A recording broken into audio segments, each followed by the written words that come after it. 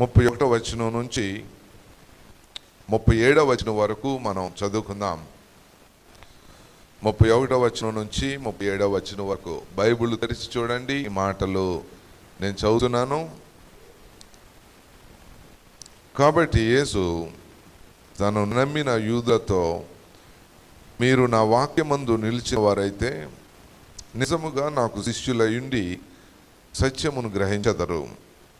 అప్పుడు సత్యము మిమ్మును స్వతంత్రులనుగా చేయని చెప్పగా, వారు మేము అబ్రహాము సంతానము, మేము ఎన్నడూను ఎవనికిని దాసులమై ఉండలేదే, మీరు స్వతంత్రులుగా చేయబడుదని ఎలా చెప్పుచున్నావని ఆయనతో అనిరి. అందుకు యేసు, పాపము చేయి ప్రతి వాడును పాపమునకు దాసుడని మీతో నిశ్చయముగా చెప్పుచున్నాను. దాసుడు ఎల్లప్పుడూ ఇంటిలో నివాసము చేయడు, కుమారుడు ఎల్లప్పుడూ నివాసము చేయను. కుమారుడు మిమ్మల్ని స్వతంత్రులనుగా చేసిన యెడల మీరు నిజముగా స్వతంత్రులై యుందురు. దేవునికి స్తోత్రం. ప్రార్థన చేద్దాం. తండ్రి, మీ పాద చెంతకు వస్తున్నాం. మీ వాక్యము శ్రేష్టమైనది నాయనా. యేసు తన శిష్యులకు తన వాక్యాన్ని ఇచ్చినట్లు మీరు మాకు కూడా అటువంటి వాక్యాన్ని అనుగ్రహించి మీ వాక్యము ధ్యానిస్తుండగా మీ చిత్తాన్ని మాకు తెలియజేయమని ప్రార్థిస్తున్నాం. మీ దినబిడ్డలమైన మేము మీ పాద చేత నిలిచి ఉండగా మీ వాక్ చేత మమ్మల్ని తృప్తిపరచండి. మీ ఆలోచన మాకు ఇవ్వండి. మీ వాక్యాన్ని అంగీకరించే మనస్సు కూడా మీరు అనుగ్రహించమని ప్రార్థిస్తున్నాము. వాక్యానికి లోబడితే నాయనా, వాక్య ప్రకారం జీవిస్తే మీరు మమ్మల్ని విడిచిపెట్టే దేవుడవు కాదు. అలాగునా మీరు మమ్మల్ని నడిపించమని ప్రార్థిస్తున్నాం. ఈ శ్రేష్టమైన వాక్యాన్ని మేము ధ్యానిస్తుంటుండగా మా హృదయాలను తెరవండి, మా మనస్సులను తెరవండి. వాక్యము పనిచేసే కృప దయచేయమని ప్రార్థిస్తున్నాం.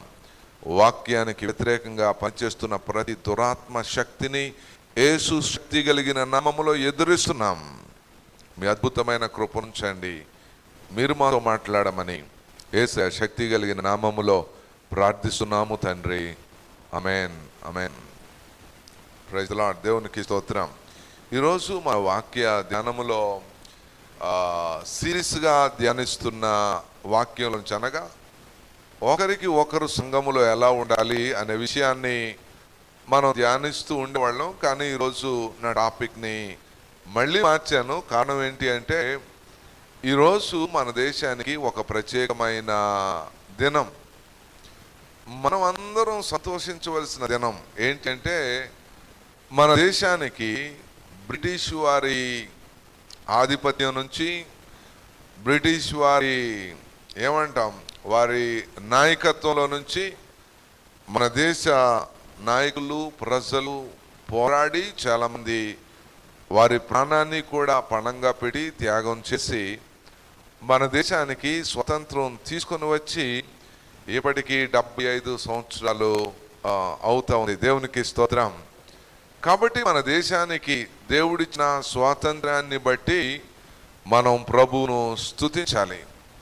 బ్రిటిష్ వారి అక్రమమైన పరిపాలన, వారి యొక్క వారి స్వలాపేక్ష కొరకు మన దేశం మీద దాడి చేసి మన దేశంలో ఉన్న వాటినన్నిటినీ ఎత్తుకొని వెళ్ళి వారి దేశానికి సంపదగా పెట్టుకున్న ఆ పరిస్థితిని బట్టి, ఆ పరిస్థితుల నుంచి దేవుడు మనకి స్వాతంత్రాన్ని తీసుకొని వచ్చిన పర్వదినం ఇది. దేవునికి స్తోత్రం. ఈరోజు నిజంగా మనం ప్రభుతో చెప్పాలి. ఏంటి అంటే, ప్రభు బ్రిటిష్ వారి చేతుల్లో నుంచి మమ్ములను విడిపించి మమ్ములను ఇండిపెండెంట్గా, మా భారతదేశ స్వాతంత్రము కలిగిన బిడ్డలుగా మమ్మల్ని చేసినందుకు మీకు వందనాలు అని దేవునికి స్తోత్రాలు చెల్లించాలి. హల్లెలూయా. ఈ మాట్లాడుతున్న మాటలు మీరు కొంతమంది అనుకొని ఉండొచ్చు, ఏంటి అంటే, ఏంటి బ్రిటిష్ వారి గురించి అక్రమంగా మాట్లాడుతున్నాడు పాస్టరేనా అని అనుకోవచ్చు. చాలా మందికి ఉన్న తప్పుడు అభిప్రాయాన్ని నేను వాక్యంలోకి వెళ్లే ముందు స్వాతంత్రాన్ని గూర్చి 1-2 మాటలు వివరించాలని ఆశపడుతున్నాను. బ్రిటిష్ వారు అనేసరికి చాలా మందికి ఉన్న అపోహ ఏంటి అంటే, వారు క్రైస్తవులు కదా, మన దేశానికి వచ్చే కదా, వాళ్ళు రావడం ద్వారానే ఇక్కడ క్రైస్తత్వం అభివృద్ధి అయింది కదా, సంఘాలు కట్టారు కదా అని చాలామంది అనుకుంటారు. నేను అలాగే అనుకునేవాడిని.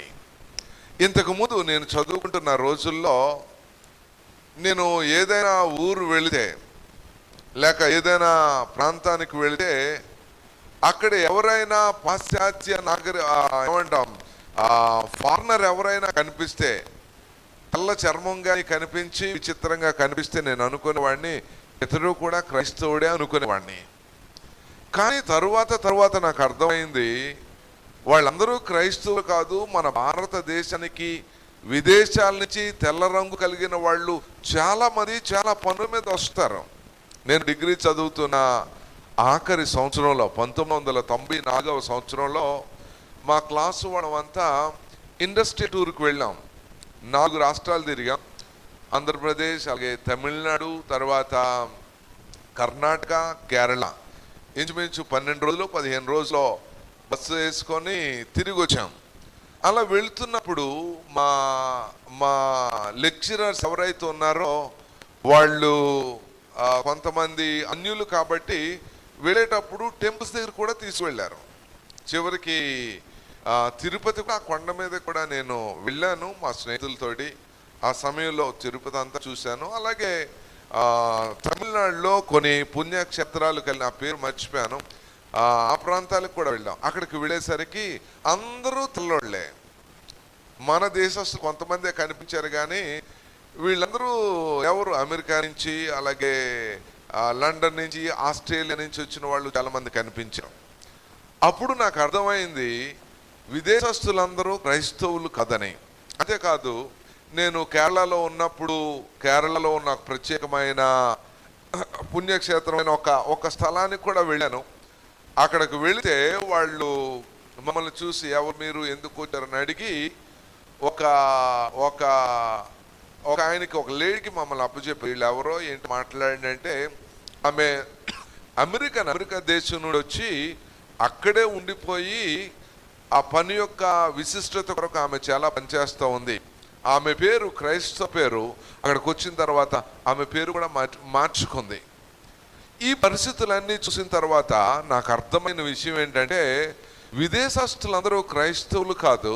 అంత మాత్రమే కాదు, బ్రిటిష్ వారు మన దేశానికి రావడానికి, క్రైస్తత్వాన్ని అందించడానికి రాలేదు.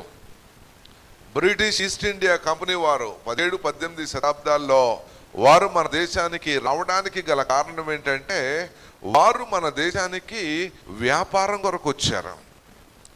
మన దేశాన్ని దోచుకొని వారి దేశానికి మన సంపద అంతా తీసుకువెళ్ళడానికి మాత్రమే బ్రిటిష్ ఈస్ట్ ఇండియా కంపెనీ వారు మన దేశానికి వచ్చారు అనే విషయాన్ని మన దేశంలో చాలా మంది చరిత్రకారులు వారి పుస్తకాల్లో వ్రాసి పెట్టించారు.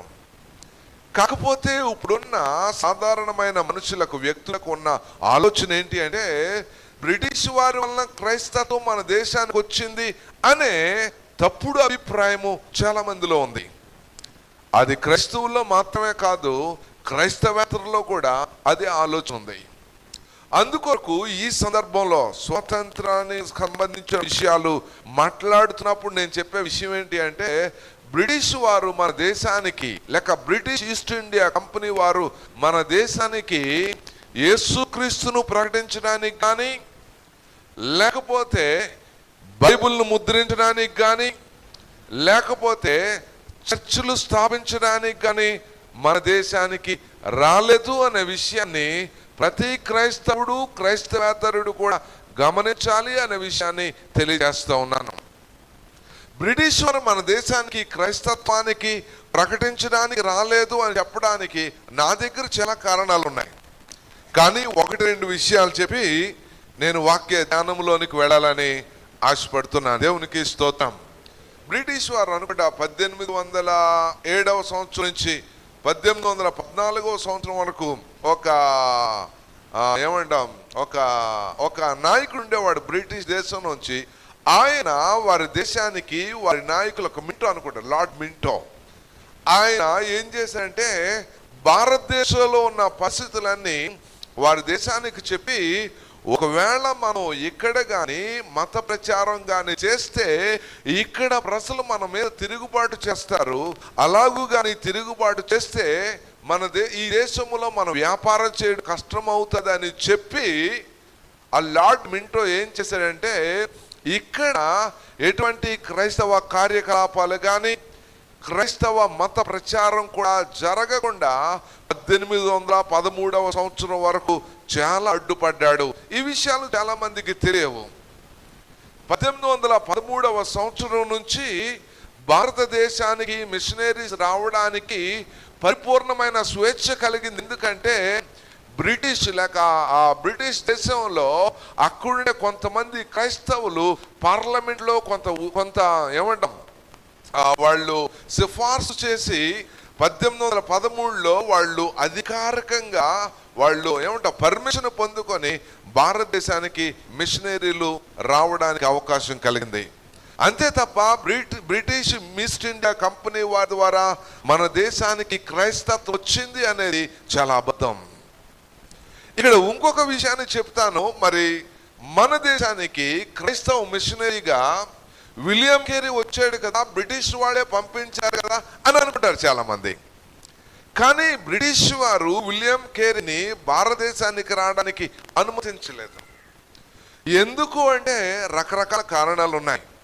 కానీ బ్రిటిష్ వారి అనుమతి లేకుండా, లేకపోతే మత ప్రచారానికి అనుమతి లేకపోయినా విలియం కేరీ భారతదేశానికి బెంగాల్కి కల్కటాకి వచ్చిన తర్వాత వీళ్ళు మిషనరీలుగా వచ్చారు కాబట్టి ఎక్కడ పడితే అక్కడ బ్రతకడానికి వీళ్ళు లేదు. కానీ కల్కటాలో లేకపోతే శ్రీరాంపూర్లో, అప్పుడు శ్రీరాంపూర్ అనేవారు బ్రిటిష్ వారు వచ్చిన తర్వాత వారికి సరిగా పలకడం రాకపోవడం వల్ల దాన్ని ఏమన్నారంటే శ్రీరాంపూర్ అన్నారు. ఈ శ్రీరాంపూర్లో డచ్ కాలనీస్ ఉండేవి. డచ్ వాళ్ళు వచ్చారు మన దేశానికి, అలాగే ఫ్రాన్స్ నుండి వచ్చిన వాళ్ళు ఉన్నారు, బ్రిటిష్ వాళ్ళు ఉన్నారు. ఇలాగూ రకరకాల ప్రజలు మా దేశానికి వ్యాపారం కొరకు వచ్చారు. ఈ డచ్ కాలనీలో ఈ విలియం కేరీ అనే మిషనరీ డచ్ కాలనీలో మాత్రమే నివాసం ఉండడానికి చాలా సంవత్సరాలు పర్మిషన్ కలిగి ఉన్నాడు తప్ప భారతదేశంలో క్రైస్తవ పరిచర్య చేయడానికి అవకాశాన్ని కల్పించలేదు. అంతేకాదు విలియం కేరీ మన భారతదేశానికి మిషనరీగా వచ్చిన తర్వాత బ్రిటిష్ వారు పూర్తి స్వేచ్ఛ ఇవ్వలేదు. అందుకొరకు ఈ నీలి రంగులు మొక్కల పెంపకం చేస్తూ, అది బ్రిటిష్ వారికి మంచి వ్యాపారం కాబట్టి తన జీవనోపాధి కొరకు దానిలో ఒక పనివానిగా జీవిస్తూ విలియం కేరీ చాలా కాలం తన యొక్క జీవితాన్ని భారతదేశంలో కొనసాగించవలసి వచ్చింది. కారణం ఏంటి అంటే మన భారతదేశంలో బ్రిటిష్ వారు దేవుని సేవ కొరకు పూర్తి స్వేచ్ఛను ఇవ్వలేదు. చాలా మంది అభిప్రాయం ఏంటంటే ఎవరైనా తెల్లగా ఉన్న వాళ్ళు వస్తే వీడు క్రైస్తవుడు అనుకుంటారు. కానీ అది నిజం కాదు.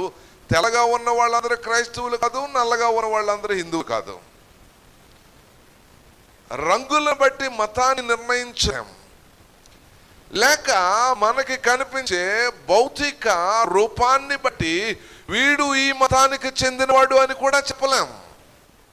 అయితే బ్రిటిష్ ఈస్ట్ ఇండియా కంపెనీ వారి వలన క్రైస్తత్వం భారతదేశానికి రాలేదు అనే విషయాన్ని ఖచ్చితంగా చరిత్ర ఆధారాలతో మనం చెప్పగలం.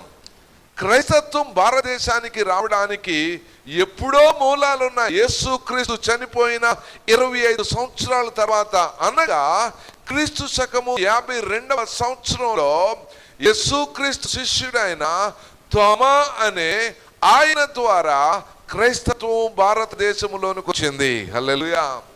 ఆయన తమిళనాడు, కేరళ రాష్ట్రాల్లో భారతదేశానికి వచ్చిన తర్వాత 7 సంఘాలను స్థాపించడం. కేరళలో బ్రాహ్మణుల మధ్యలో దేవుని సువార్త ప్రకటించి అనేక మంది బ్రాహ్మణులను యేసుక్రీస్తు శిష్యులుగా ఆయన తయారు చేశాడు. అంతే తప్ప బ్రిటిష్ వారి ద్వారా క్రైస్తత్వము భారతదేశానికి రాలేదు. దీన్నే వివేకానందుడు ఆధ్యాత్మిక గురువుగా భావిస్తున్న మన దేశంలో జీవించిన వివేకానందుడు కూడా ఇదే విషయాన్ని చెప్పాడు.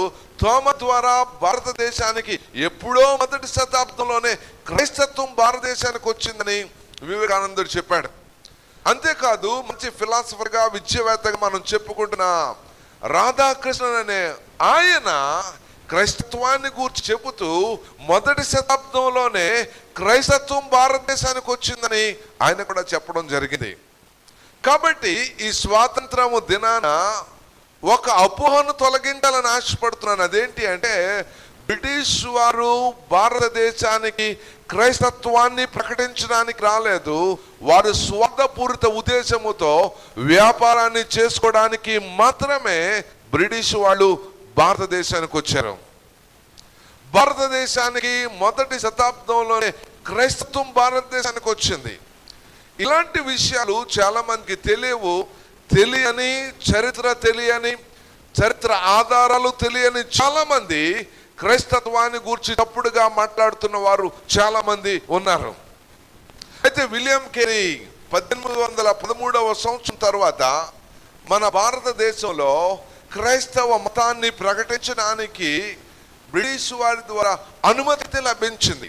ఆ టైంలో సిరంపూర్లో ఈ ముద్రించే ప్రెస్ను వారు స్థాపించిన తర్వాత భారతదేశంలో మూఢ ఆచారాలు ఉండేవి. అవి భయంకరమైన ఆచారాలు. ఎలాంటివంటే సతీ సహగమనం, బాల్య వివాహాలు, అలాగే శిశువులను లేక పిల్లలను బలి ఇవ్వడం, ఇలాంటి భయంకరమైన ఆచారాలు, మూఢ నమ్మకాలు ఎప్పటి నుంచో భారతదేశంలో వస్తూ ఉన్నాయి. కొన్ని సందర్భాల్లో భర్త చచ్చిపోతే భర్త చితి మీదే భార్యను బలవంతంగా నెట్టి బరికొన్న భార్యను చంపేసేవారు. ఇలాంటి వాటి నుంచి భారతదేశానికి వచ్చిన క్రైస్తవ మిషనరీలు దేవుని సువార్తను ప్రకటించి వాక్యపు వెలుగును భారతదేశంలోనికి తీసుకుని వచ్చారు. దేవునికి స్తోత్రం. ఇలాంటి వారిలో ముఖ్యుడు విలియం కేరీ. అక్కడ స్థాపించిన ప్రెస్ ద్వారా ఈ మూఢ నమ్మకాల గురించి వ్యతిరేకంగా పత్రికలను ముద్రించి ఈ ట్రాక్స్ పంచుతూ ఉంటే మన దేశంలో ఆచారాలను పాడు చేస్తున్నారనే ఒక తప్పుడు అభిప్రాయం వచ్చి ప్రజలు ఆ మిషనరీల మీద తిరగబడడం జరిగింది. అలాంటప్పుడు ఈస్ట్ ఇండియా కంపెనీ వారికి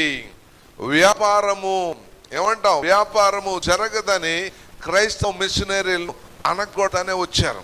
ఇంకొక సత్యాన్ని చెబుతాను. 17వ శతాబ్దంలో మొదటి 80 సంవత్సరాలు, ఇది మేబీ కొంతమందికి ఇక్కడ ఉన్న వాళ్ళు బోరు కొట్టించవచ్చు, కానీ చదువుకున్న వాళ్ళకి చాలా క్లియర్గా అర్థమవుతుంది. 17వ శతాబ్దంలో మొదటి 80 సంవత్సరాలలో భారతదేశంలో ఒక్క చర్చి కూడా కట్టబడలేదంట. ఇది చరిత్ర తెలియజేస్తుంది. ఎందుకు అంటే బ్రిటిష్ ఈస్ట్ ఇండియా కంపెనీ వారు కానీ, డచ్ వారు కానీ, ఫ్రెంచ్ వారు కానీ మన భారతదేశంలో సువార్త జరగడానికి వారు పర్మిషన్లు ఇవ్వలేదు. అయితే విలియం కేరీ భారతదేశానికి వచ్చిన తర్వాత వారు స్వాతంత్రాన్ని లేక సువార్త ప్రకటించడానికి వారు అనుమతి పొందుకున్న తర్వాత భారతదేశంలో చాలా విషయాల్లో గొప్ప మార్పు జరిగింది. ఈ రోజున మనం వెలుగు కలిగిన వాళ్ళంగా, ఈ రోజున భర్త చచ్చిపోతే భార్య చచ్చిపోకుండా ఇంకా బ్రతికి ఉండడానికి కారణం ఎవరు అంటే మన దేశానికి వచ్చిన క్రైస్తవ మిషనరీ అయిన విలియం కేరీ. విలియం కేరీ రాకపోతే, విలియం కేరీ కానీ దేవుని స్వార్థ ప్రకటించకపోతే, విలియం కేరీ కానీ మూఢ నమ్మకాల గురించి ప్రజలకు తెలియచేయకపోతే ఈ దినానికి కూడా భారతదేశము అంధకారంలో ఉండేదేమో. ఆనాడు ఆడపిల్లల్ని చదువుకు పంపించేవారు కాదు. దేవుని స్తోత్రం చెప్తారో సరే. కానీ ఈరోజు ఆడపిల్లలు బాగా చదువుకుంటున్నారంటే కారణం మొట్టమొదటిగా విలియం కేరీ స్కూల్ని, కాలేజీలను స్థాపించి ఆడవారికి కూడా చదువుకోవడానికి అవకాశం కల్పించాడు. అది విలియం కేరీ వలన వచ్చింది.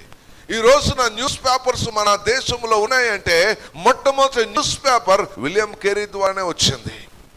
ఈ రోజున బైబిల్ మన దేశంలో ప్రింట్ అవుతుందంటే మొట్టమొదటిగా మన దేశంలో ప్రింటింగ్ యంత్రం మీద ముద్రించబడింది ఏంటి అంటే బైబిల్ ముద్రించబడింది. ప్రపంచంలో కూడా ముద్రణ యంత్రాన్ని కనుగొనడానికి గల కారణం ఏంటంటే బైబిల్ ముద్రించడానికి. 1456వ సంవత్సరం ఆగస్టు 24వ తేదీన బైబిల్ జర్మనీ దేశంలో జోహానన్ గుటెన్బర్గ్ ద్వారా మొట్టమొదటిగా లాటిన్ భాషలో ముద్రణ యంత్రం మీద బైబిల్ ముద్రించబడింది. హల్లెలూయా. దేవుని వాక్యము చీకటిలో వెలుగునిచ్చింది. దేవుని వాక్యము బంధకాలలో ఉన్న వారికి విడుదలను కలుగజేసింది. దేవుని వాక్యము చీకటిలో మగ్గిపోతున్న ప్రజలకు ఎలాగూ బ్రతకాలో, మనం ఎలాగూ జీవించాలో, మన జీవితాలు ఎలాగున్న వెలుగులో ఉంటాయో, మన జీవితాలు 10 మందికి ఎలాగున్న ప్రకాశాన్ని ఇస్తాయో, మన జీవితము అనేక మందికి ఎలాగున్న మాదిరిగా ఉంటుందో దేవుని వాక్యమే మనకు తెలియచేసింది. హల్లెలూయా. అలాంటి వాక్యాన్ని మన దేశములో ప్రకటించడం ద్వారా మన దేశంలో చాలా మూఢ నమ్మకాలు, మూఢ ఆచారాలు పోయాయి మన దేశంలో. లేకపోతే ఇప్పటికీ ఆయా స్థలాల్లో, ఆయా సందర్భాల్లో నరబలులు జరుగుతూనే వస్తూ ఉన్నాయి. తెలుసో తెలియకో, ఆ మధ్యలో ఎక్కడో వరంగల్లో అనుకుంటా భార్య భర్తలు ఇద్దరు వాళ్ళు ప్రొఫెసర్స్, బాగా చదువుకున్న వాళ్ళు, వారి ఆడపిల్లల్ని వాళ్ళే ఇంట్లో చంపేశారు. కారణం ఏంటంటే చదువునా సరే మూఢ నమ్మకాలు, మూఢ ఆచారాలు మనుషుల్ని వెంటాడుతూనే వస్తున్నాయి. వెలుగు ఎప్పుడు వస్తుందంటే ఎప్పుడు దేవుని ప్రత్యక్షత కలుగుతుందో, ఎప్పుడు దేవుని వాక్యము ఒక వ్యక్తి జీవితంలో పనిచేయడం ప్రారంభిస్తుందో, ఎప్పుడు దేవుని వాక్యము ఒక వ్యక్తి జీవితంలో వెలుగునిస్తుందో అంతవరకు జీవితము మూఢ నమ్మకాలు, మూఢ ఆచారాలు అనే దానిలో మగ్గిపోతాను ఉంటాయి.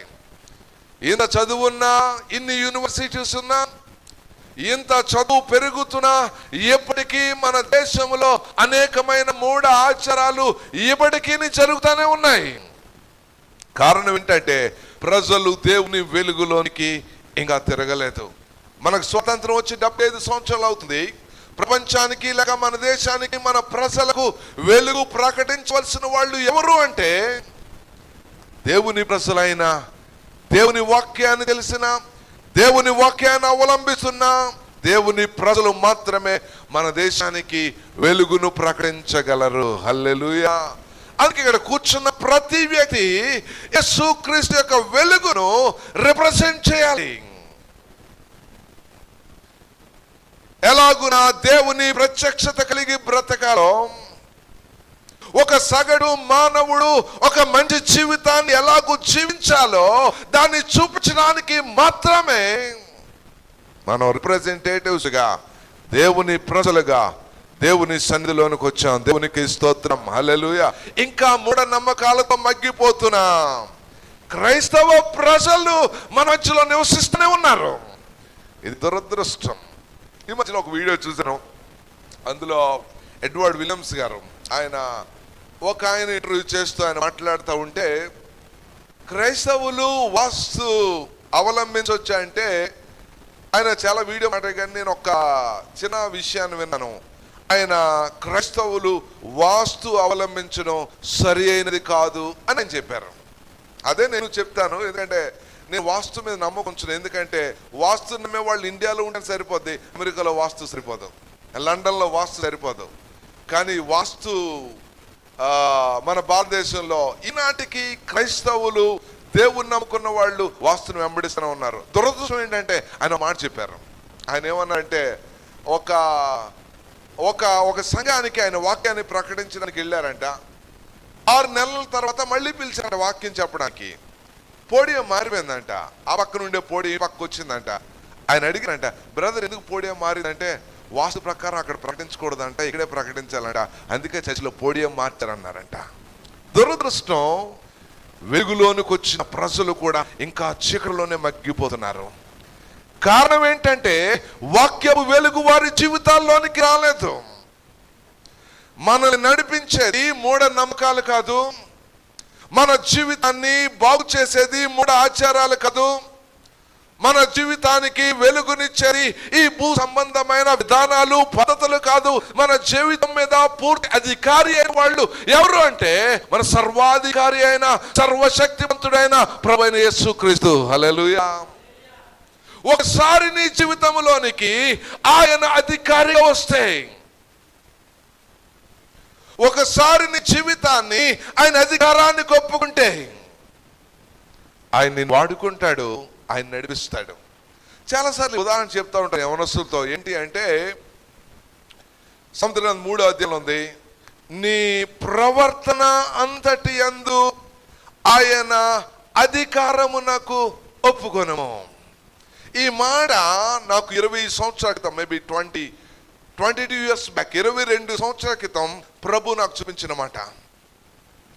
ఆ మాట చదివినప్పుడు ఐ రియలైజ్డ్ సంథింగ్. దానిలో నుంచి నేను కొంత విషయాన్ని నేర్చుకున్నాను. ఏంటి అంటే నీ ప్రవర్తన అంతటి యందు ఆయన అధికారమునకు ఒప్పుకో.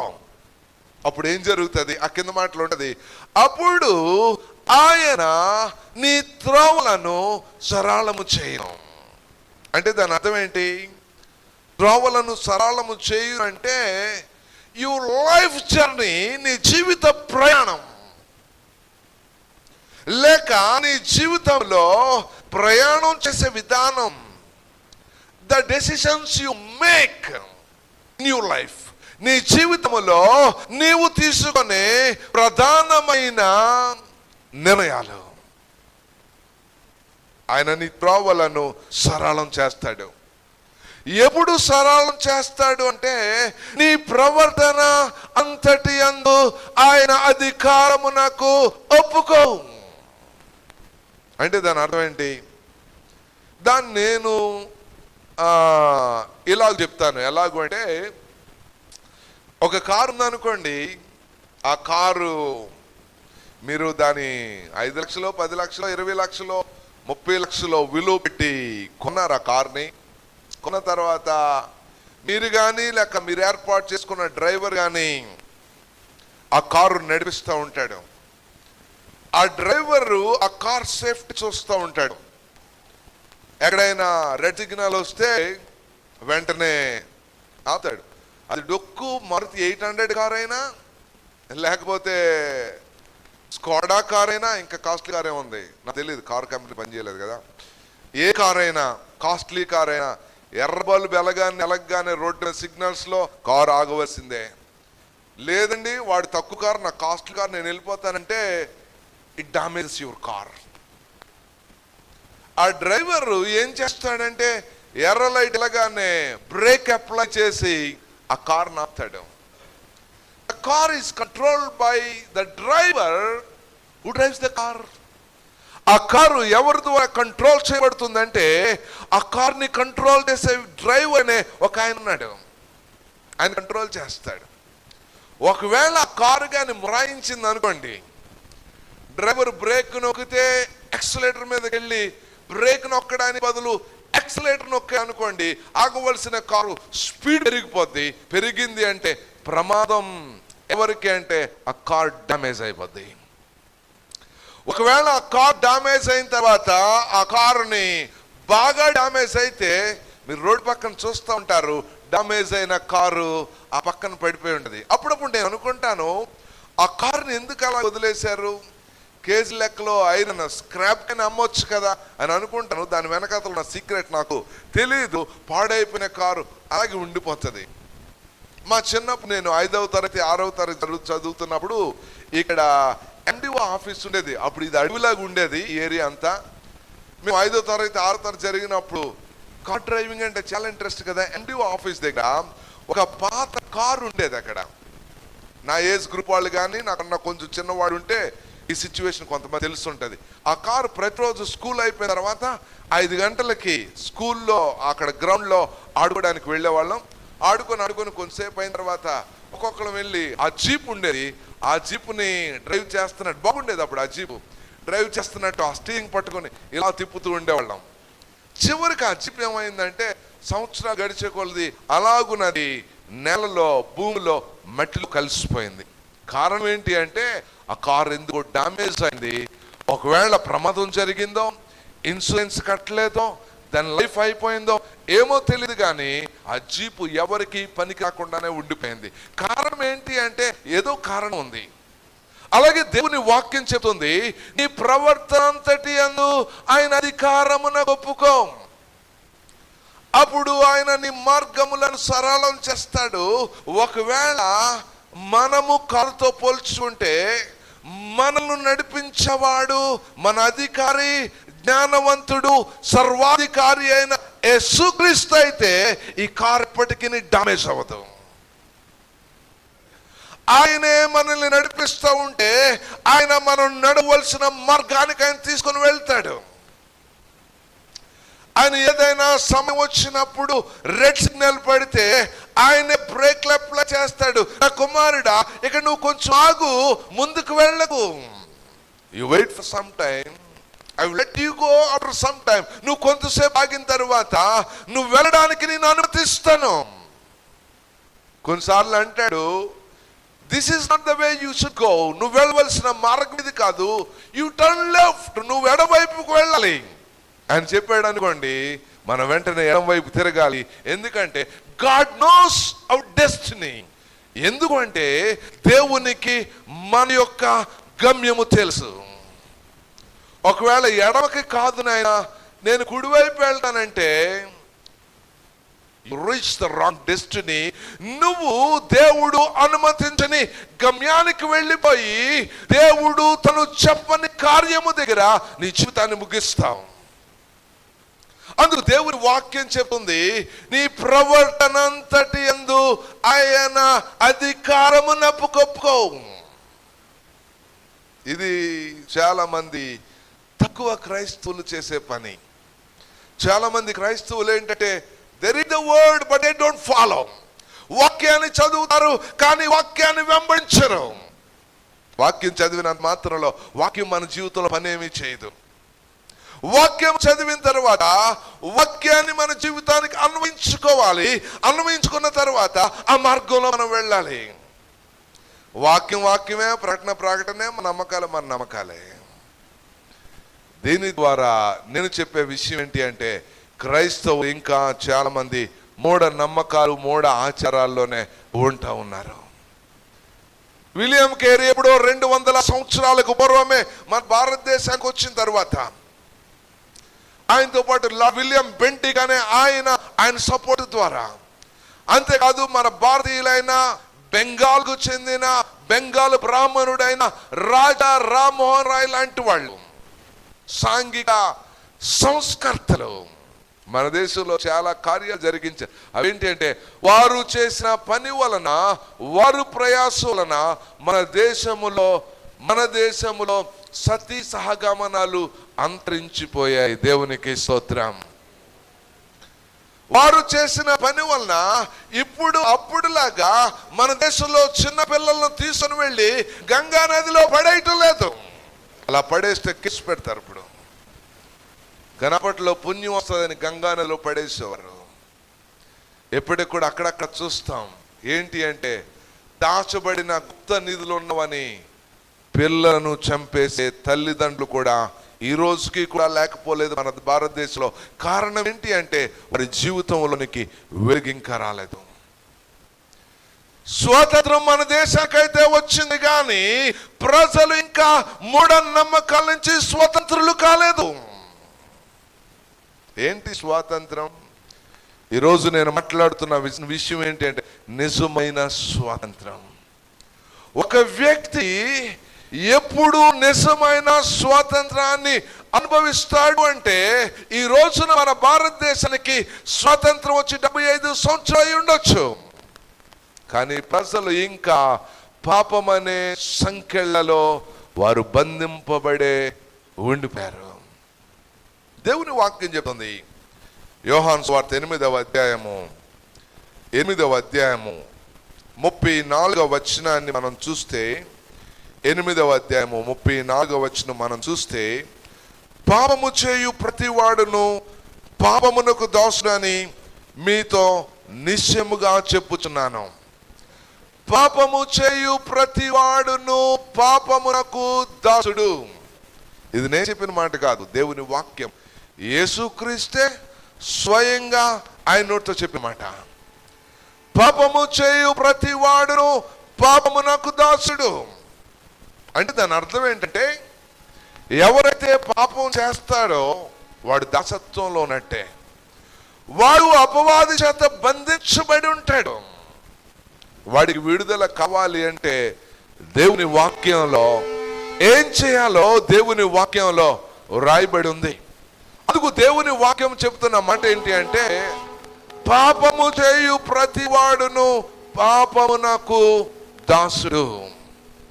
ఏ వ్యక్తి అయినా పాపములో జీవించేవాడు వాడు పాపమునకు దాసుడు. ఓసారి నా సండే స్కూల్లో నేను ఒక స్టోరీ ఇలాగ చదివాను. ఒక ఇంటిలో ఇద్దరు అక్క తమ్ముళ్ళు ఉన్నారంట. వాళ్ళిద్దరూ చాలా సరదాగానే బ్రతుకుతూ ఉన్నారు. బ్రతుకుతూ ఉంటే వాళ్ళ ఇంట్లో కోళ్ళు ఉన్నాయి. కోడి పిల్లలు పెట్టింది. పిల్లలు పెడితే ఈ చిన్నోడు తమ్ముడు ఉన్నాడు కదా, కొంచెం వీడికి వెరీ నాటి మాట, అంటే ఉచ్చులు ఎక్కువ. మన భాషలో చెప్పాలంటే ఏంటి ఎక్కువ? ఉచ్చులం ఎక్కువ వీడికి. వీడేం చేశాడంటే రాళ్ళు ఇసురుతా ఒక రాయి ఇసిరాడు. ఆ కోడి పెట్టిన పిల్లల్లో ఆ రాయి తగిలి ఒక కోడి పిల్ల చచ్చిపోయింది. అప్పుడు వాళ్ళ అక్క చూసి తమ్ముడిని బెదిరిస్తుంది. వాళ్ళ నాన్న అమ్మంటే చాలా భయం. వాళ్ళ తమ్ముడిని బెదిరిస్తుంది. ఏమని బెదిరిస్తుంది అంటే, నువ్వు కోడి పిల్లని చంపేసావని అమ్మ నాన్నతో చెప్తాను అని ప్రతిరోజు బ్లాక్మెయిలింగే. కారణం ఏంటంటే తప్పు చేశాడు, కోడి పిల్ల చచ్చిపోయింది. ఇప్పుడు ఈ తమ్ముడిని ప్రతిరోజు బెదిరించడమే. ఏమంటదంటే, ఏయ్ నువ్వు నాకు ఆ పని చేసి పెట్టా అంటుంది. వీడు కానీ నేను చెయ్యను అంటే అమ్మ నాన్నతో చెప్పేస్తా నువ్వు కోడి పిల్ల చంపేశావు. ప్రతిరోజు ఇలాగే బ్లాక్మెయిలింగ్ చేస్తూ ఉంది. ఒకరోజు తమ్ముడు విసిగిపోయి అన్నాడు, నువ్వు చెప్పినా పర్లేదు, నువ్వు చెప్పడానికంటే ముందు నేనే వెళ్ళి అమ్మతోటి నాన్నతో చెప్పేస్తానని అమ్మ నాన్న దగ్గరికి వెళ్ళాడు. వాళ్ళతో అన్నాడు, అమ్మ నాన్న తప్పు జరిగింది, 10 రోజుల క్రితం జరిగింది. నేను అనుకోకుండా రాయిసిరాను, కోడిపిల్ల చచ్చిపోయింది. ఇది ఎప్పటి నుంచో చెప్పాలనుకుంటున్నాను కానీ భయపడి నీతో చెప్పలేకపోయాను. మమ్మల్ని క్షమించండి అమ్మా నాన్న అని అడగగానే అమ్మ నాన్న వెంటనే వాడిని హత్తున చేర్చుకొని, ఏం పర్లేదు బాబు, కోడిపిల్ల కదా చచ్చిపోయింది, అనుకోకుండా జరిగింది, ఏం పర్లేదు, నిన్ను క్షమించేశాను అని చెప్పి తల్లిదండ్రులు చెప్పారు. దేవునికి స్తోత్రం. ఎప్పుడైతే తాను అనుకోకుండా చేసిన పొరపాటుని తల్లిదండ్రుల దగ్గర ఒప్పుకున్నాడో, ఇప్పుడు ఈ పిల్లోడు ఏమయ్యాడంటే స్వతంత్రుడు అయ్యాడు. హల్లెలూయా. ఇంతకు ముందు తప్పు జరిగింది కానీ ఇప్పుడు ఎవరి సంకెళ్ళలో ఉన్నాడు అంటే వారి అక్క సంకెళ్ళలో ఉండిపోయాడు. ప్రతిసారి అక్క బెదిరించడం, అక్క కొరకు ఏదో పని చేయడం, ప్రతిసారి అక్క బ్లాక్మెయిల్ చేయడం, ఈ తమ్ముడిని ఏదో పని కొరకు వాడుకోవడం చేస్తానే ఉంది. ఎప్పుడైతే అమ్మా నాన్నతో జరిగిన విషయాన్ని ఒప్పుకున్నాడో, అమ్మా నాన్న స్వీకరించారు, తప్పును క్షమించారు, ఇప్పుడు కుమారుని తెచ్చుకున్నారు. ఈ కుమారుడు స్వతంత్రుడైపోయాడు. పాప ఈ విషయం అక్కకు తెలీదు.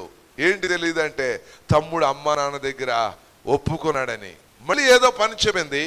మళ్ళీ అంటుంది, రేయ్ నువ్వు కానీ ఈ పని చేయకపోతే అమ్మతో నాన్నతో ఈ మాట చెప్పేస్తానంటే ఇప్పుడు ఏమంటున్నాడు తెలుసా, నువ్వు చెప్పు పర్లేదులే, వెళ్ళి ఇప్పుడే చెప్పన్నాడు. ఎందుకంటే స్వతంత్రుడయ్యాడు.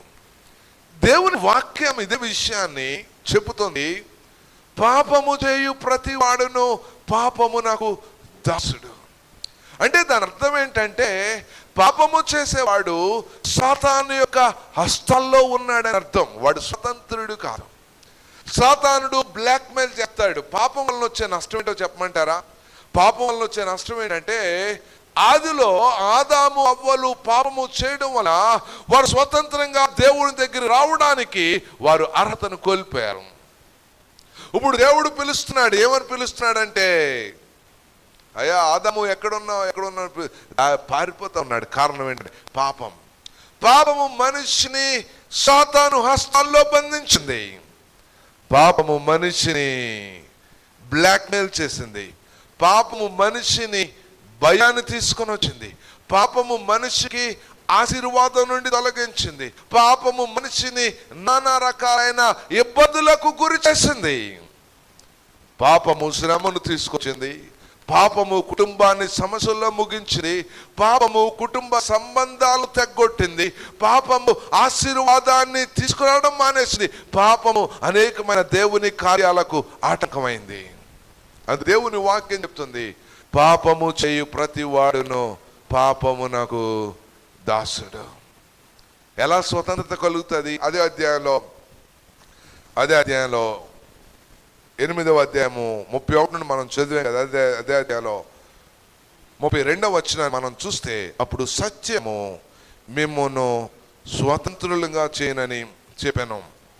ఆ కింద మాటలో ఉంది, వారు మేము అబ్రహాము సంతానము, మేము ఎన్నడూను ఎవనికి దాసులమై ఉండలేదే, మీరు స్వతంత్రులుగా చేయబడదు, ఎలా చెప్పుచున్నామని అందుకు యేసు, పాపము చే ప్రతివాడును పాపమునకు దాసుడు. ఇంకో చోట రాయబడింది, కుమారుడు మిమ్మును స్వతంత్రులుగా చేయను. హల్లెలూయా. కుమారుడు ఎవరు?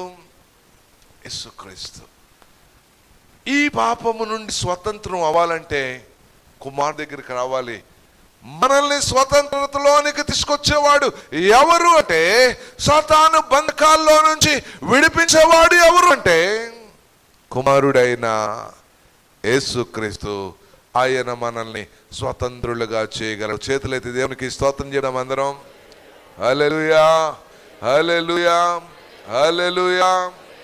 మన పాపంలో ఉన్నంత వరకు బంధకంలో ఉన్న వాళ్ళమే, మనకు స్వేచ్ఛ లేదు. కొంతమంది యవనస్తులు నేను చూస్తూ ఉంటాను, కుర్రోళ్ళు గమనిస్తూ ఉంటాను కదా. గమనించినప్పుడు వాళ్ళ బిహేవియర్ నాకు తెలుసు. వాళ్ళు అనుకుంటారు వాళ్ళ బిహేవియర్ నాకు తెలియదని. ఒక్కొక్కసారి మా ఇంట్లో పిల్లల్ని, అంటే మా పిల్లలు కాదు, మా బంధువుల్లో వాళ్ళ పిల్లల్ని చూస్తూ ఉంటాను. కొన్నిసార్లు ఇంట్లో డోర్ వేసేసి లాక్ చేసుకుని లోపల ఉంటారు. ఎలాగుంటారంటే మొబైల్ పట్టుకొని ఉంటారు, లేకపోతే ల్యాప్టాప్తో ఉంటారు. I observe and I understand. వాళ్ళు చూస్తారు. అప్పుడు ఏమంట, రే ఎందుకు లాక్ చేసాం? ఏదైనా చేసుకుంటే డోర్ ఓపెన్ చేసి ఓపెన్గా కూర్చొని చేయి, లేకపోతే హాల్లో చేయి, లేదా బయట ఉండేదారు చేయి. లోపలుండి తలుపు వేసుకొని మొబైల్ చూడవలసిన అవసరం ఏముంది? కొన్నిసార్లు ఎవరైనా మొబైల్ పట్టుకొని ఉన్నప్పుడు ఇట్స్ అ కామన్ ప్రాబ్లం. ప్రత్యేకంగా ఒక గురించి చెప్పట్లేదు. కామన్ ప్రాబ్లం ఏంటి అంటే, ఇలా చూస్తాం, ఎవరైనా వచ్చారనుకోండి ఇలా తిరిగిపోతుంటారు. అంటే దాని అర్థం ఏంటంటే, ఎదుటి వ్యక్తి చూడకూడదు ఏదో చూస్తున్నాడు ఆ వ్యక్తి. మేబీ ఆ వ్యక్తికి తెలియకూడదు, లేకపోతే అది అశ్లీలమో, లేకపోతే మంచిది కాదో తిరుగుతూ ఉంటారు. అంటే దాని అర్థం ఏంటంటే, is bound with the mobile phone, is not free. వాడు స్వతంత్రుడు కాదు. స్వతంత్రుడు అయితే ఓపెన్గా ఉంటాడు, ఫ్రీగా ఉంటాడు, నార్మల్గా ఉంటాడు, కామన్గా ఉంటాడు. వాడిని ఏం బంధించిందంటే సాతానుడు వాడి బంధకాల్లో పెట్టింది. సాతానుడు చాలా ఈజీగా, ఇట్స్ వెరీ ట్రిక్కీ, చాలా సులువుగా వ్యక్తిని దారి మళ్ళిస్తాడు.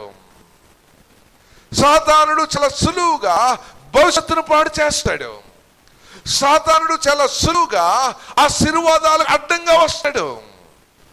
దాని నుండి విడిపించేది ఎవరు అంటే ప్రభు అయిన యేసుక్రీస్తు. హల్లెలూయా.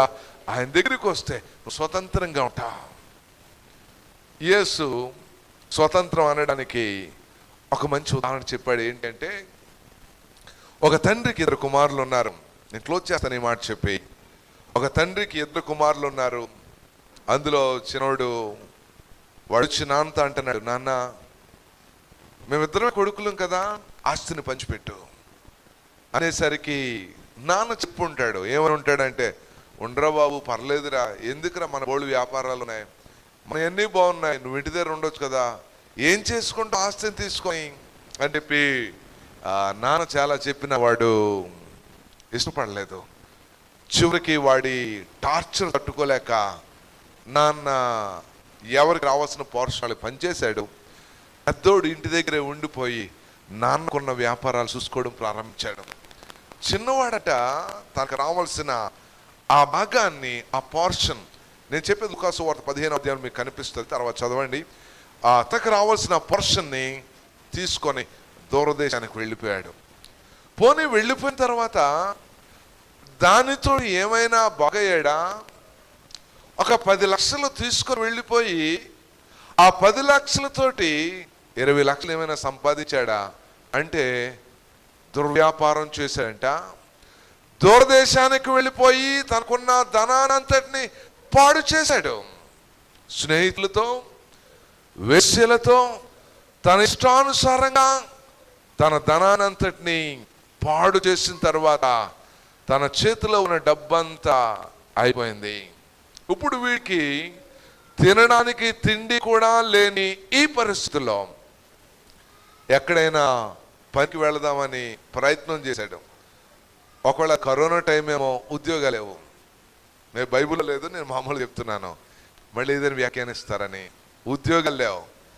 చివరికి ఒక పని దొరికింది. ఏం పని దొరికిందంటే, ఒక పందులను మేపే యజమాని దగ్గరికి వెళ్ళి అంటున్నాడు, అయ్యా నీ పందులను మేపుతాను, నువ్వు నాకు జీతం ఇవ్వనవసరం లేదు కానీ తినడానికి తిండి పెట్టని అడిగాడు.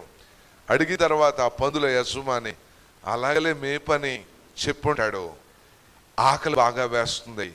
ఆ పందులు ఆ పొట్టు, ఆ బురద, చెత్త మిగిలిపోయిందంతా తింటా ఉంటే వీడు అనుకున్నాడంట, వీడి ఆకలి తట్టుకోలేక పందులు తినే ఆ పొట్టుతోటి తాను కడుపు నింపుకోవాలని ఆశపడినప్పుడు దేవుని వాక్యంలో రాస్తాడు, అప్పుడు వాడికి సెన్సస్ తెలిసాయంట. అప్పుడు జ్ఞానోదయం అయింది. ఇప్పుడు అనుకుంటున్నాడు, ఏమనుకుంటున్నాడంటే, నా తండ్రి ఇంటి దగ్గర అనేక మంది పని వాళ్ళు సమృద్ధిగా ఆహారాన్ని తింటున్నారు ప్రతిరోజు, నేనైతే ఇక్కడ ఆకలితోటి చచ్చిపోతున్నాను. అప్పుడు బుద్ధి వచ్చిన తర్వాత అనుకుంటున్నాడు, ఏమనుకుంటున్నాడు అంటే, మా నాన్న దగ్గరికి వెళ్తాను, వెళ్ళి మా నాన్నతో అంటాను, తండ్రి నేను నీకు కుమారుడిగా ఉండడానికి అర్హుడని కాదు, కాబట్టి నేను వెళ్ళి నన్ను నీ పనివానిలో ఒక పనివానిగా చేసుకో. అక్కడికి వెళ్తే మా నాన్న దగ్గర కొంచెం ఆహారం ఏమైనా దొరుకుతుందేమో, నేను ఇక్కడ ఆకలికి తట్టుకోలేక చచ్చిపోతున్నాను ఇక అని బుద్ధి వచ్చిన తర్వాత తండ్రి దగ్గరికి వెళదామని ఆశించి తన ప్రయాణాన్ని తండ్రి దగ్గరికి కొనసాగించాడు. వెళ్ళిన తర్వాత వీడి రూపం మారిపోయింది. వీడు చూడడానికి మంచిగా లేడేమో, ఎందుకంటే ఇంటి దగ్గర కంఫర్ట్స్తో ఉండేవాడు, మంచి వస్త్రధారణ ఉండేది. వీడికి పని చేయడం కొరకు 100 మంది పనివాళ్ళు ఉన్నారు, కానీ వీడు పనివాడి కంటే నీచుడిగా వీడి రూపం మారిపోయింది. అయితే నాన్న దగ్గరికి వెళ్ళాను అందాం అనుకుంటున్నాడు, తండ్రి నీ కుమారుడిగా ఉండడానికి నేను యోగ్యుడని కాదు, నీ పని వల్ల నన్ను ఒక్కడిగా చేసుకో.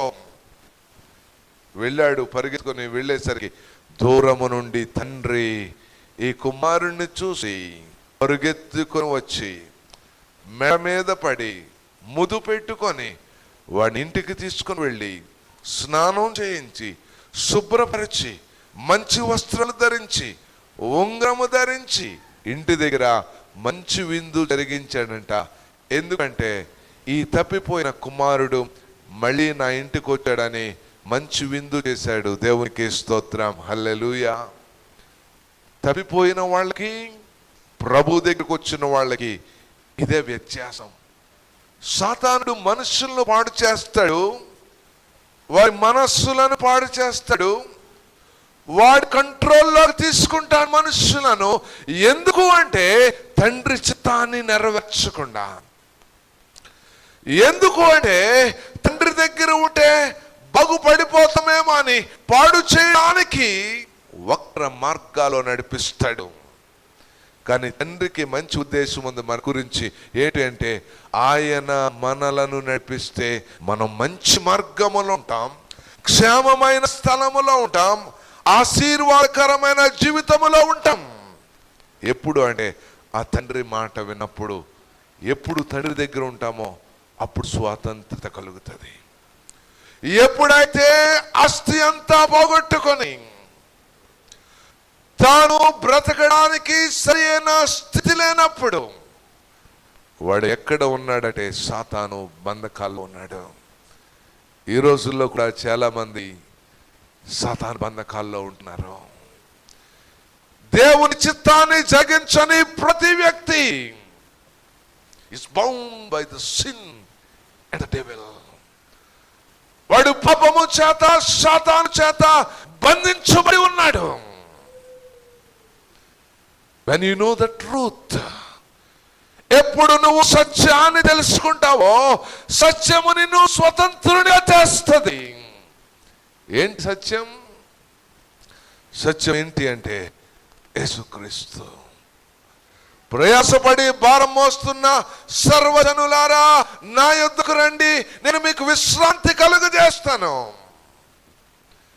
నువ్వు నీ భారం చేత నీ కుటుంబంలో నీ సమస్యలతో కొట్టుమిట్లాడుతూ you don't know the way where you should go, ఎక్కడికి వెళ్ళాలో నీ మార్గం తెలియకుండా ఉంటున్నప్పుడు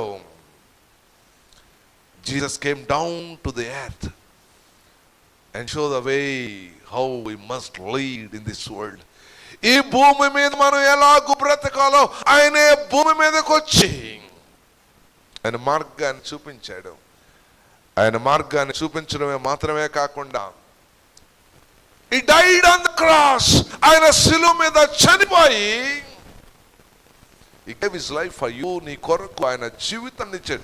ఎందుకు అంటే he want to set you free, నిన్ను స్వతంత్రుడిగా చేయడానికి ఆయన భూమి మీదకి వచ్చాడు. whoever comes to him, ఎవరు ఆయన దగ్గరికి వస్తారో, ఎవరు ఆయన మాట వింటారో, ఎవరు ఆ వాక్యాన్ని జరిగిస్తారో is free from the bondage of sin. సాతాను లేక పాపపు బంధకాల్లో నుంచి స్వతంత్రుడిగా అవుతాడు. సాతానుడికి వాడి మీద అధికారము లేదు. అది నిజమైన స్వాతంత్రం. అప్పుడు ప్రభు వచ్చినప్పుడు ఆయన పరలోకానికి వెళ్తాం, ముఖాముఖిగా ఆయన చూస్తాం. ఆయన ఎలా ఉన్నాడో అలాగే మనం ఉంటాం. ఆయన ఎక్కడ కూర్చున్నాడో అక్కడే కూర్చుంటాం. అది నిజమైన స్వాతంత్రం. మన దేశానికి స్వాతంత్రం వచ్చి 75 సంవత్సరాలు అయింది. కానీ మన ప్రజలు ఇంకా సాతాను బంధకాల్లోనే ఉంటున్నారు. వారిని ప్రభు దగ్గరికి నడిపించవలసిన బాధ్యత మన మీదే ఉంది. When people are dying outside because of sin, పాపముతో ప్రజలు కుటిమిట్లాడుతూ చనిపోతున్నప్పుడు వారి గురించి ప్రార్థించవలసిన బాధ్యత నా మీద నీ మీద ఉంది.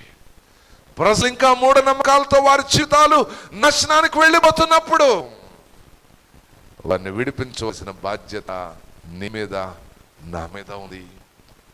మన దేశం కొరకు ప్రార్థన చేద్దాం. మన దేశాన్ని ప్రభు కొరకు సంపాదిద్దాం. పాపపు సంకెళ్లలో సాతాను బంధకాల్లో మగ్గిపోతున్న ప్రజలను ప్రభు వైపు నడిపిద్దాం. అటువంటి కృప ప్రభు మనందరికీ అనుగ్రహించునుగాక. ఇంకా ఎవరైనా పాప బంధకాల్లో ఉంటే దేవుని సేవకునిగా చెప్తున్నాను, నీ జీవితాన్ని నువ్వు పాడు చేసుకుంటున్నావు. ఆ పందులు తినే పొట్టుతో కడుపు నింపుకోవాలని ఎలాగూ ఆశపడ్డాడో ఈ భూ సంబంధమైన వాటి కొరకు ప్రయాసపడుతున్నావు. Today is the day God invites you to come to his presence, to come to his home. ఆయన దగ్గరికి రావడానికి, ఆయన రాజ్యానికి రావడానికి, ఆయన ఇంటికి రావడానికి సమయం ఇది. లేకపోతే నాశనమే మార్గం. నువ్వు నిర్ణయించుకునే దాని మీద నీ జీవితం ఆధారపడి ఉంది. తల్ల వంచండి, ప్రార్థన చేద్దాం. 2 ఆప్షన్స్ పెట్టాను మీ ముందు. ఒకటి, ఒకవేళ నువ్వు ఇంకా స్వతంత్రుడవు కాకపోతే, పాపపు బంధకాల్లో ఉంటే యేసు దగ్గరికి రా. నీ జీవితాన్ని యేసుకు సమర్పించు.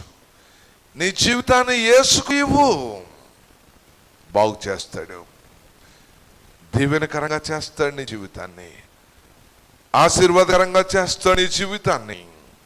ఆయన చేతిలోకి వచ్చే ఈ భూమి మీద కనిపించే సర్వం ఇవి ఎండమావులు లాంటివి. వాటిని వెంబడిస్తే ఏదో ఒక రోజున నాశనం తప్పదు. కానీ యేసు దగ్గరికి వస్తే, యేసుకి సమర్పించుకుంటే నీ జీవితము గొప్ప దీవెనకరంగా ఉంటుంది. రెండో విషయాన్ని తెలియజేస్తున్న ఈ స్వాతంత్ర దినోత్సవం మన దేశంలో ఇంకా చాలా మంది ప్రభువుని తెలియక ఆయనే ఆధ్యాత్మిక లేక దైవికమైన స్వాతంత్రాన్ని ఇవ్వగలడని తెలియక వారి జీవితాన్ని కొనసాగిస్తున్నారు భూమి మీద. కొంతమంది వారి జీవితంలో నిరీక్షణ లేక నాశనానికి వెళ్ళిపోతున్నారు. వారికి యేసును గురించి చెప్పవలసిన బాధ్యత మన మీద ఉంది. వారి గురించి ప్రార్థన చేయవలసిన బాధ్యత నీ మీద ఉంది. ఈ రెండు ఆప్షన్స్ లో ఏదో ఒక ఆప్షన్ కు చెందిన వాడు నువ్వు. ఒకవేళ యేసు దగ్గరికి రాకపోతే, ప్రభు ఈ రోజు నేను యేసు దగ్గరికి వస్తున్నాను, లేక యేసు దగ్గరికి వచ్చి యేసు వెంబడించేవాడు అయితే ఇతరులకు ప్రభు గురించి చెప్పి భారతదేశ ప్రజల ప్రభు దగ్గరికి నడిపించవలసిన బాధ్యత నీ మీద ఉంది. ఈ రెండిట్లో ఏదైనా ఒక దానిలో నువ్వు ఉంటే చేతులెత్తి ప్రభుతో చెప్పు, ప్రభు ప్రజలను నీ దగ్గర నడిపిస్తాను నాయన. చేతులెత్తి ప్రభుతో చెప్తాం, ప్రజల్ని ప్రభు నీ దగ్గరికి నడిపిస్తాను ఆయన. లేక ఇంకా నీ జీవితం ఈ పాపములోనే మగ్గిపోతా ఉంటే నాశనానికి వెళ్ళకుండా ప్రభు నీ దగ్గరకు వస్తున్నాను ఈరోజు. ఏదో ఒక దానికి నువ్వు స్పందించాలి. ఏదో ఒక దాని కొరకు నీ చేతులెత్తి ప్రభుతో చెప్పాలి, ప్రభు నా ప్రజలు నీ దగ్గర తెస్తాను ఆయన, ప్రజల కొరకు ప్రార్థిస్తాను ఆయన, ప్రజలకు విడుదల కలిగేలాగా చేస్తాను. ఒకసారి చేతులు ఎత్తారా? ప్రార్థన చేయని ఆశపడుతున్నాను. I want you to raise your hand. I want to pray for you. I want to pray for you. Thank you Lord. తండ్రి మీకు వందనాలు చెల్లిస్తున్నాం. దేశానికి స్వాతంత్రం వచ్చి 75 సంవత్సరాలు అయింది. ఈ దినానికి కూడా చాలా మంది మూఢనమ్మకాలు, మూఢాచారాలతో సత్య దేవుడు అంటే ఎవరో తెలియక నాశనానికి వెళ్ళిపోతున్న ప్రజలను మీ దగ్గరికి నడిపించడానికి మీ కృప మాకు ఇవ్వండి. ప్రతి ఒక్కరి మీద మీ అభిషేకం ఉంచమని ప్రార్థిస్తున్నాము నాయన. ఎవరైతే మీ వాక్యాన్ని ప్రకటించాలని ఆశపడుతున్నారో, ఎవరైతే మా దేశం కొరకు ప్రార్థన చేయాలని ఆశపడుతున్నారో, వారి మీద మీ ఆత్మాభిషేకాన్ని ఉంచమని ప్రార్థిస్తున్నాం. ఇంకా ఎవరైతే నాశనంలోకి వెళ్ళిపోతున్నారో, ఎవరైతే ఇంకా స్వతంత్రులు కాలేదో వారికి విడుదల కలుగు చేయాలని ప్రార్థిస్తున్నాం. సాతాను బంధకాల నుంచి విడుదల కలగాలని ప్రార్థిస్తున్నాం. మీరు అద్భుతాన్ని చేయండి. మీ కృపను వారి మీద ఉంచుతున్న వందనాలు చెల్లిస్తూ యేసయ్య శక్తి కలిగిన నామములో ప్రార్థిస్తున్నాము తండ్రి. ఆమేన్. ఆమేన్. పాట పాడుచునిగా కానుకలు సమర్పి